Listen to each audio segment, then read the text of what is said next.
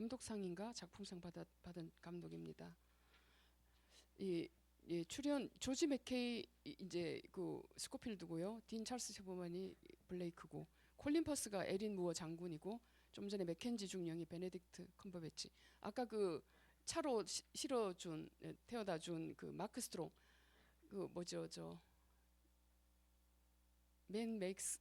매너 맥스 맨, 그 영화에 막 그 오딘 마크 스트롱이고요. 92회 아카데미 시상식에서 촬영상, 음향효과상, 시각효과상 수상했습니다. 이때 그 작품상을 못 받았는데 봉준호 감독이 기생충이 받는 바람에 못 받았습니다.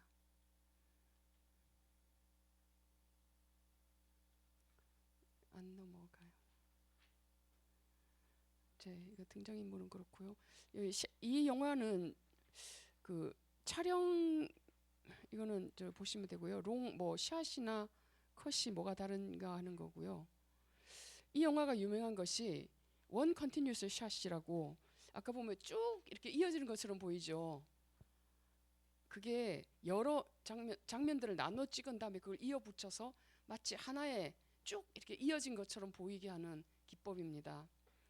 그래서 이거는 그 관객이 마치 이 두 사람을 따라가면서 그 같이 동행하는 것 같은 긴박 현장감을 주는 그런 촬영 기법이라고 합니다. 이걸로 굉장히 유명해요. 그리고 수미상관은요, 이 영화 맨 처음이 그 나무 밑에 한 사람은 땅에 누워 있고 나무 밑에 앉아 있잖아요. 근데 끝장면하고 똑같아요. 그래서 처음과 끝이 같다 그래서 수미상관, 쌍관보다도 상관이 맞는 표현이라고 하네요. 이 영화는 상징이 있습니다. 그 체리나무인데요. 체리나무를 독일군이 다 베었다. 지금 영화가 딱 시작할 때 1917년에서 4월이었죠. 그 영화 안에서 블레이크가 체리는 5월에 그 열리는데 꽃은 4월에 지금 피어 있는 거예요. 그러니까 저거 뭐 열매가 맺혀 하니까 저거 체리가 다 썩고 나면은 더 많은 열매를 볼 거야. 하늘에 뭐 예, 뭐 씨가 썩으면 더 많은 열매 맺는다. 그래서 이 체리 나무가 이렇게 나옵니다. 죽은 나무도 보이고 체리 꽃도 보이고, 나중에 그 급류에 휘말렸을 때 체리 그 벚꽃, 그 체리 꽃잎이 오죠. 그걸 이렇게 보고 정말 그 죽을 고비에서 살아나는 게 있습니다. 이게 굉장한 상징입니다. 제 생각에는 그 블레이크의 희생을 상징하는 면도 있습니다. 이 영화는 여러분 그 사실은 전쟁 영화지만 제가 보기에는 인생 영화죠. 우리 인생을 비유한 거죠. 우리 인생의 여정을 담은 전쟁 영화기도 하지만, 이거는 어떤 평론가가 쓴 말입니다.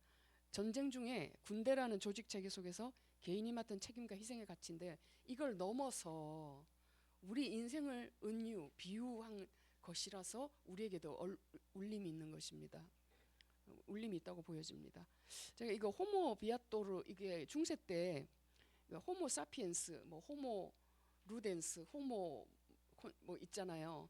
그 호모 비아토르도 있습니다. 비아토르가 비아가 길이잖아요. 길 위의 사람. 그러니까 순례자.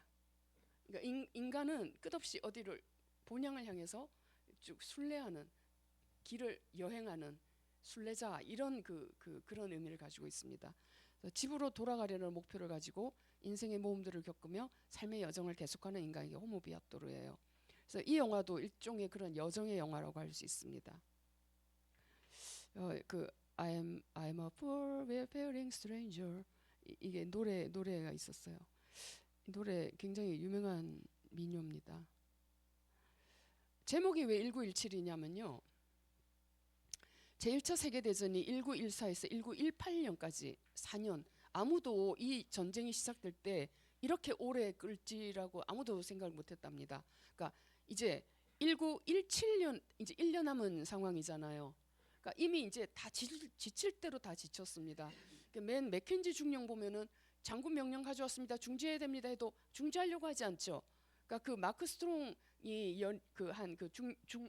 중인가 그 사람이 명령서 전달할 때 반드시 여러 사람 앞에서 전달하라, 그 대사가 있었죠. 왜냐하면 지금 이 맥켄지는 계속 따라가서 얼른 독일군 처부 쓰고 전쟁을 끝내려고 하기 때문에 말을 들으려고 전쟁을 계속 하려고 하는 사람인 거죠. 그래서 이제 겨우 멈추고 이제 형을 만나서 그 블레이크 형을 만나서 그 동생의 마지막을 들려주고 그 동생의 유품을 주는 장면이 끝에 있습니다. 그리고 지친 몸을 나무 이렇게 딱 뉘는 걸로 영화가 끝납니다. 이 얘기는 사실은 샘 멘데스 할아버지가 1차 세계대전에 전령으로 참전했다고 합니다. 그 할아버지한테서 얘기를 많이 들었겠죠. 그래서 할아버지가 자기 자서전까지 냈다고 해요. 그래서 그걸 좀 더 윤색해서 얘기를 만들었습니다. 이 배경이 왜 2차 세계대전이 아니고 1차 세계대전이냐면요. 이 1차 세계대전은 여러분 그 2차 세계대전 하면 히틀러 악당이 있잖아요. 그런데 일본도 그렇고 진주만 공격하는. 그런데 1차 세계대전은 딱히 서닥이 구분이 없습니다. 식민지 그 후발자인 독일이 그러니까 영국과 프랑스를 향해서 이렇게 힘겨루를 한 거였거든요. 그다음에 영국은 그 독일한테 전에 보불 전쟁 때 져가지고 왜 마지막 수업 때 알사스 로렌 지방 뺏겨가지고 마지막 수업 있잖아요. 그 땅도 뺏기고 했기 때문에 이번에는 막 독일을 그냥 설욕해야지 해서 처음에 이 전쟁이 시작될 때는 아주 벼르고 막 전쟁할 젊은이들이 환호하면서 전쟁터에 나갔다고 합니다. 그 독일이나 또 프랑스나 서부전선 이상 없다. 레마르크 소설은 독일 쪽에서 독일군 얘기고요. 요거는 이제 프랑스 그 서부전선으로 간 영국군 얘기입니다. 왜 영국군이 프랑스 땅에서 싸웠나? 제가 얘기했죠. 그 동맹이었다고. 그래서 전장이 서부전선이 프랑스에서 있었기 때문에 영국군이 이제 여기 도우러 간 겁니다. 그러니까 같이 동맹입니다. 동맹이어서 세계대전입니다. 이게 서부전선 선이에요. 근데 이게 삐쭉 튀어나왔잖아요. 그래서 독일군이 여기 또 뒤로 후퇴한 겁니다. 작전상. 그게 지금 오늘 영화의 그 배경이고요. 이 1차 세계대전은 유례 없이 참혹했다고 합니다. 왜 그러냐면은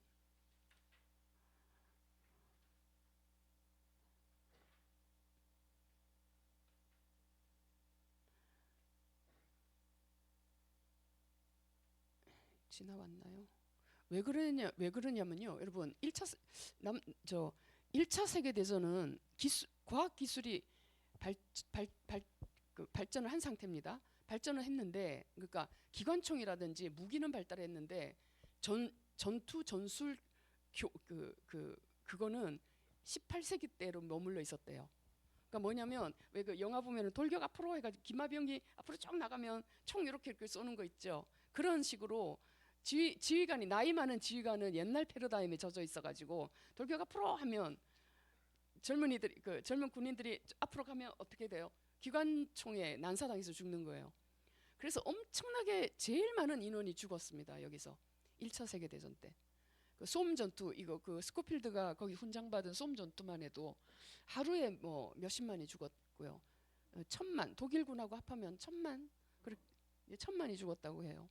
그러니까 굉장히 비참한데 아까 지금 참호가 나왔죠. 여기 프랑스가 들판이에요. 몸을 숨길 데가 없어요.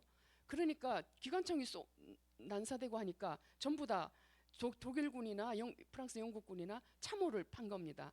참호를 세 줄 팠는데 화장실을 갈 수가 없었대요. 왜냐? 화장실에 가면 저격수 총이 귀신같이 날아와가지고 화장실에 쪽쪽 다 쏘니까 화장실도 그러니까 참호 안에서 볼 일도 다 보고요. 그러니까 얼마나 불결하고 인간의 존엄성이 다 없었겠습니까? 음식도 그렇죠. 먹을 마실 물도 없죠. 굉장히 비참했다고 해요. 그리고 이제 이때 이제 참호에 딱 들어가 있으니까 화학전, 그러니까 그리고 이제 영국에서는 전차를 개발했고요. 그러니까 이 무기들은 개발됐는데 전술은 그러니까 옛날 그 상태고 18세기 그런 상태고 해서 아주 무의미하게 군인들이 많이 죽었다고 합니다. 그냥 이거 제가 좀 나눌 거를 자, 주인공은 당연히 우리는 그 블레이크인 줄 알았는데 스코필드죠. 스코필드가 변화되죠. 변화돼서 그 아까 프랑스 여자 만나는 장면은요. 여인이 그럽니다. 지금 나가면 위험하니까 좀 더 어두워진 다음에 좀 가라 하니까 I will 나 가야 된다 하고 가요. 그러니까 이거 앞에서 누가 했던 말이죠. 블레이크가 야, 그 스코필드가 그러죠. 야, 지금 가. 좀 지금 가면 위험하잖아. 낮이니까. 어두워지면 가자 하니까. 아니야, 지금 가야 돼. 그러니까 아유, 그래도 그래 가지. 야, 네 형이라도 그렇게 말할 거야. 뭐 이런 장면이 있었죠. 그러니까 형이 있으니까 위험해도 가려고 하는 겁니다. 그러니까 이제는 블레이크가 죽고 난 다음에 스코필드도 그 프랑스 여인이 지금 가 위험하니까 좀 이따 가세요 해도 아, 난 가야 된다고 이제 그 가는 그 장면이 있어요. 자, 스코필드에게 저는 이게 어디서 스코필드에게 보내진 암호들 이게 그 영화 제가 시간이 없어서 스킵했는데요. 그 급류에 휩쓸렸을 때 완전히 거의 죽음 그러니까 영화에서 물 이렇게 이런 강에 들어가서 죽을 똥 살똥 이거는 이미 죽음을 경험하고 새롭게 재생하는 의미인데 거기에 거의 이제 이렇게 죽는구나 하고 나무 등걸에 의지해서 떠내려갈 때 위에서 이렇게 체리 꽃들이 이렇게 옵니다. 이거 앞에 영화에 우리가 좀 많이 안 보고 온 거예요. 이 블레이크가 가수원집 아들이잖아요. 그래 이제 자기가 형하고 그 체리 언제 따 하면서 체리 농사하는 거 얘기를 했잖아요. 그러니까 그거 보면서 블레이크를 떠올렸으리라고 생각합니다. 영화 전반부에는 뭐가 있냐면 블레이크가 많이 도움을 줘요. 스코필드가 살아가도록 일으켜주고 뭐 해주고 그렇게 해서 이제 미션이 스코필드한테 넘어간 후에는 거의 스코필드가 블레이크처럼 행동하면서 이제 마지막 그 사명을 명령성을 이렇게 전달함으로써 임무를 완수하게 되는 겁니다.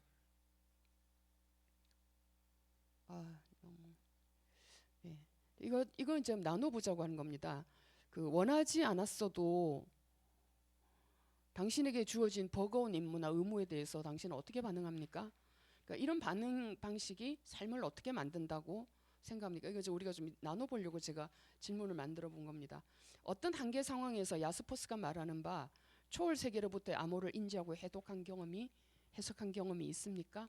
그 경험은 당신의 삶에 어떤 영향을 미쳤을까요? 이거 제가 아까 좀 제 지인하고 제 경우를 말씀드렸었죠.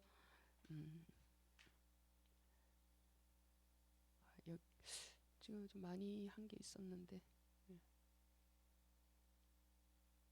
이 전쟁은요 삶과 죽음 즉 존재와 무 있음과 없음이 직접적으로 체험되는 실존의 극한 상황입니다.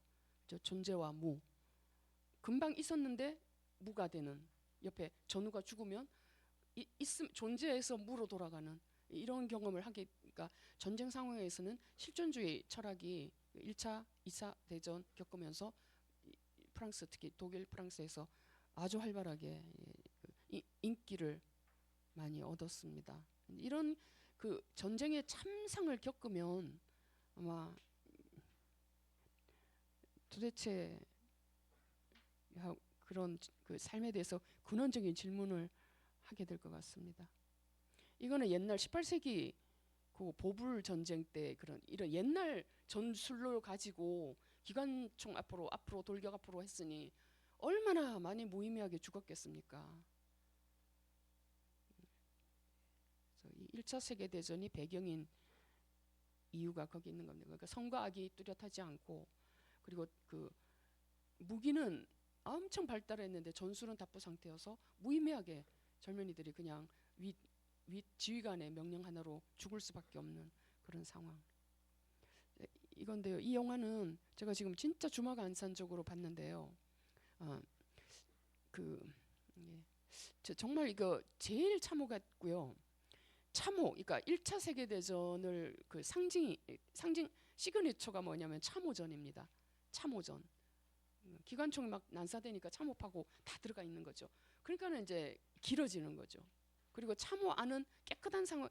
그 영화에 보면 영국군은 좀 어지러운데 독일군은 참호를 깨끗하게 잘 지어놨어요. 이 참호가 너무나 여기가 불결하고 시체 더미에 그러니까 움직일 수도 없죠. 나갔다면 저격수에 총이 날아오니까. 그리고 왜 이렇게 원시적으로 전령이 이렇게 막 16km를 가서 전달해야 됐냐? 여러분 그 비둘기로 전소구 있잖아요. 총이 너무 발달해가지고 그거 쪽쪽 다 쏘아 죽였답니다. 그리고 이제 독일군이 후퇴하면서 통신선을 다 잘라놓고 갔다 그랬죠. 그러니까 사람이 직접 가야 될 수밖에 없는 상황인 거죠. 참호, 철조망, 기관총, 전염병, 그리고 이때 이제 생화학 무기가 그 참호 위 이렇게 턱 터뜨리는 그걸 쓰기 시작했다고 하네요. 그 전쟁의 패러다임을 바꾼 전쟁이라고 합니다. 이 1차 세계대전이. 그리고 여러분 유명한 히틀러, 처칠 등등의 위대한 2차 세계대전 때 활약했던 유럽의 지도자들이 다 1차 세계대전에 참전했었다고 해요. 1차 세계대전에 참전을 했던 사람들이 2차 세계대전의 주역들이 됩니다. 그리고 이거 이제 이 1917년에 무슨 일이 일어났어요? 지금 서부전선이죠. 프랑스의 동부전선은 러시아하고 싸웠죠. 1917년 볼셰비키 혁명의 해죠. 러시아에서는 그러니까 동부전선 러시아가 졌어요. 그러니까 러시아 본국 안에서는 이제 볼셰비키 혁명이 일어났고요. 그러니까 이게 그 현대사의 아주 파란에 일었던 1차 세계, 여러분 이거 궁금하시면 역사 그 1차 세계 대전 찾아보시면 이거 이 1차 세계 대전의 영향으로 세계가 어떻게 재편됐나 나와 있습니다. 여러분 어떻게 이 영화를 좀 다 봤으면 좋은데 이 영화도 정말 이 러닝 2시간에 육박하네요. 이제 그 어떻게 보셨나요? 우리 인생도 이런 전쟁 상황이죠. 그리고 우리가 이 상황에서 벗어날 수도 없죠. 그래서 블레이크가 이 사람이 그 실존적인 결단을 그게 너 돌아가려면 돌아가 툴툴거리고 너 왜 나 선택했어? 나 그냥 자기 놔두지 하니까 뭐 나 이런 힘든 일일 줄 알았나 하면서 지금이라도 돌아가려면 돌아가 하니까 안 돌아가고 조명탄이나 쏴 이러고 여기에 그냥 계속 가잖아요. 이게 아마 아주 큰 그 계기였고요. 그 다음에 이제 친구가 죽고 나서 너 이 임무 꼭 임무 완수해야 돼 하고 자기의 임무를 스코필드에게 이렇게 트래디션 그 트라도 전달해 주면서 이제 블레이크처럼 되죠. 아기한테 자기 그 희생하고 그 자기의 목숨 과도 같은 우유도 나눠주고 그리고 무슨 일이 있어도 이 임무를 완수하기 위해서 최선을 다해서 걸어가는 거죠. 이런 게 이제 실존의 이거를 이렇게 퇴락하지 않고, 그러니까 회피하거나 하지 않고 적극적으로 자기 것으로 떠맡아 가지고 거기서 책임을 다하는 거, 이거 실존의 한 모습인 거죠. 그래서 끝장면에 보면은 이 스코필드는 나 집에 가기 싫었어 이런 얘기도 있었죠. 이 사람은 아내가 있어요. 그래서 나무에 앉아가지고 아내 사진을 처음으로 꺼내 봅니다. 여보 꼭 돌아와요 하고 그 아내가 쏜 그걸 보는데 이제 처음에 우리가 영화가 시작했을 때 스코필드하고 이제 영화가 끝났을 때 스코필드는 다른 사람이 돼 있는 거죠, 진짜. 처음에 그 시큰둥하고 훈장도 에이 뭐 그게 뭐 그 철조가리가 뭐가 중요해 하고 하여튼 그런 사람이 아니라 정말 이제 삶의 많은 의미를 체험하면서 변화된 그런 사람. 그러니까 또 첫 장면과 끝 장면이 뭐 똑같이 이렇게 끝나요. 영화 마지막 장면에는 이 영화를 그 알프레드 멘데스에게 바칩니다. 자기 할아버지예요. 할아버지가 그 손자한테 얼마나 자기가 체험한 1차 세계대전 얘기를 많이 해줘. 이게 전쟁 얘기지만 사실은 우리 삶이다. 네. 그래서 우리도 혹시 우리도 우리 인생도 그 뜻하지 않게 소녀 가장도 있을 수 있고요, 그죠? 집에 뭐, 또는 남편이 경제력이 없고 한량이어가지고 부인이 그냥 생활 전선에서 애써 그 책임을 떠맡아서 살아가야 되는 분들도 있을 것이고 또 아니면 그 반대도 있을 것이고 그래서 이 영화는 참 울림이 있습니다. 네. 여러분 제가 이 수업하면서 좀 우리가 말을 같이 많이 저는 좀 듣고 많이 같이 하려고 이렇게 질문들을 만들어 놨는데요. 집에 가셔서 좀 이렇게 생각해 보시고 제가 이렇게 질문해 놓은 것에 스스로 답을 해 보시기 바랍니다. 이 수업을 하다 보면은 조금 더 좀 잘 뭐가 잡히면 우리도 많은 얘기를 할 수 있으리라 봅니다. 다음 시간은 여러분 이거 정신분석 그런 영화입니다. 그 마스터인데요. 이게 그 호아킨 피닉스가 하고 필립 세이무어 호프만 대배우가 나오는 락강의 정신분석학의 개념을 가지고 이 영화를 보려고 합니다. 그러니까 락강의 정신분석하니까 이제 포스트 프로이트이죠. 그래서 그 프로이트하고 락강하고 같이 하면서 영화를 보기. 이 영화도 깁니다. 그래서 영화를 좀 자르긴 잘라야 되는데 그 우리는 왜 다른 사람에게 의존하나 또는 우리는 왜 사이비 종교에 빠지나 이런 그 테마도 있습니다. 그러니까 의존 관계 또 그런 어떤 우리 안에 어떤 것이 있어서 이제 우리가 통제할 수 없는 그런 행동으로 우리를 내모는가 이런 문제를 보겠습니다. 그래서 다음 시간에는 마스터를 하겠습니다. 여러분 수고하셨습니다. 장시간 너무 수고 많이 하셨습니다.